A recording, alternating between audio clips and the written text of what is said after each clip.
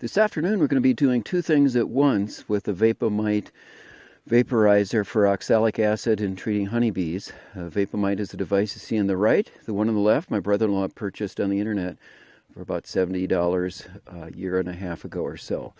We're connected to a sturdy, strong 12-volt battery.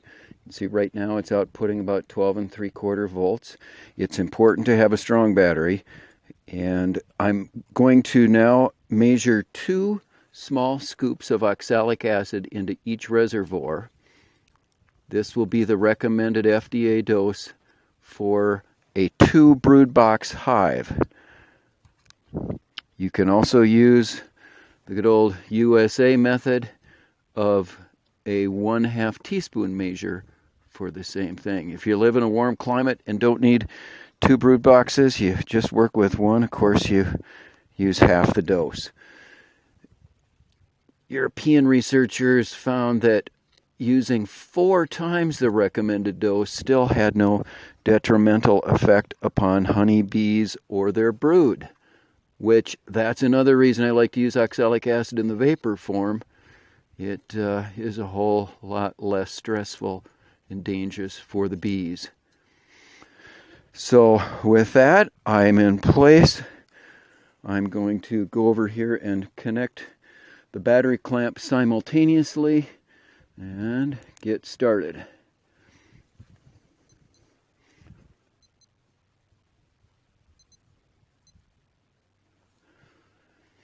It usually takes about a minute or so to get things to the point where the powdered oxalic acid changes into a liquid and shortly thereafter starts into a very, very nasty and dangerous vapor. Vaporized oxalic acid is on the scale or even more poisonous than cyanide. Take the safety precautions seriously. Wear a mask that meets the OSHA standard for N95 and don't take it lightly.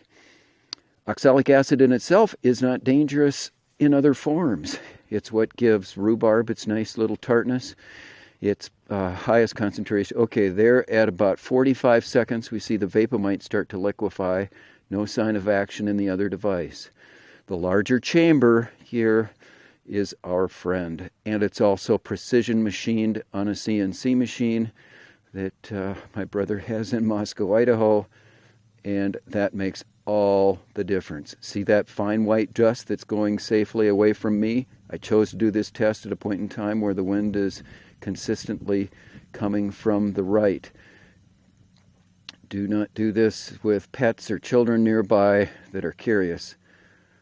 Can't stress that enough. Oxalic acid, I have found, is a little bit different depending on where you purchase it. When I've done the many tests with the device on the left, I found that skin-like substance that's kind of bubbling at the top would be enough to rise above the full reservoir on the left and kind of insulate. We'll see if that happens today. We're at about 1 minute and 55 seconds into the test and see we're well on the way. I'm going to zoom back. You can see how much vapor is being generated by the Vape A Mite, and we're now just starting to liquefy at about 2 minutes into the test. Device on the left. So we're well on the way with the Vape A Mite. Starting to bubble on the left there. Still at a good sturdy about 12.1 volts. I did this with a battery that I knew was weak just for a comparison. It showed fully charged by the little lights on the device. It was actually for a auto jump start. It's about 8 or 10 years old. It showed about 12 volts, but when I put the load to it, it dropped down to about 5. Worthless. And of course, if these devices were to be inside the hive, there would be no way of determining when it was complete. Excuse me. The Vape A Mite is done, so I'm going to disconnect that cable from the battery so that I don't cause any more pain. And while the device on the left is still working hard, at about 3 minutes 15 seconds into the test, I'm going to zoom in on the Vape A Mite. See the tortured insulation on both those wires? I wanted to do a little test to see how long it would take the wood to become discolored black and start to smoke. Fire danger is a big one in Montana, and in your neighborhood, you need to take that threat seriously too. Over here in the circular pattern, you see the scorch mark of a round vaporizer that we tested yesterday. That one finished within seconds of the Vape A Mite. Cost about half again as much at $165, and you can see how much it tortured the wood.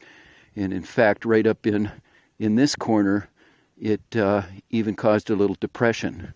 So you don't want to walk away and forget the Vape A Mite or any other vaporizer is heating up inside your hive. Okay, there you can see some of the bubbled up and recrystallized oxalic acid. My experience has been that will continue to smoke for a while and then just kind of rest up on top of the device. And I have measured it once on a very sensitive scale and found almost half of the recommended dose was not vaporized at all. And if you were unlucky and pulled that out of your hive, you'd probably scrape it off on the top of the entrance and never know that you only used half the dose that you thought you did. So beware of bargains out there. Not every device is created equal. So what I'm going to do now, in the interest of time, I'm going to take the pry bar that I use just to hold things down and collapse that stuff. You can see it's pretty substantial into the vaporizer. And indeed, look at everything that would not have done its job. We're now 5 minutes and 30 seconds into the test.